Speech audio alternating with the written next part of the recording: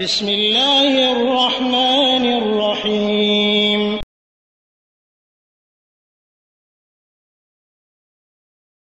আলহামদুলিল্লাহ ওয়াসসালাতু ওয়াসসালামু আলা রাসূলিল্লাহ।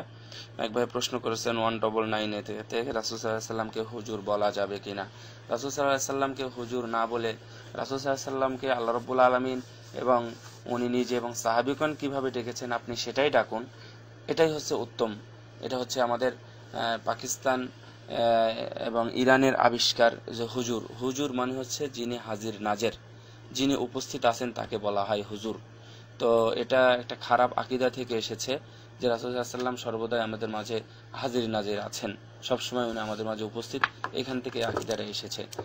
তো সুতরাং আপনি হুজুর বলুন না, সরাসরি রাসূল সাল্লাল্লাহু আলাইহি ওয়াসাল্লাম বলুন, অথবা মুহাম্মদ সাল্লাল্লাহু আলাইহি ওয়াসাল্লাম বলুন, অথবা নবী সাল্লাল্লাহু আলাইহি ওয়াসাল্লাম বলুন। এটাই সবচেয়ে সুন্দর। আল্লাহ রাব্বুল আলামিন নিজেও বলেছেন মুহাম্মদুর রাসূলুল্লাহ। তারপরে হচ্ছে মুহাম্মদ সরাসরি সূরার নামই রাখা হয়েছে 26 পারাতে।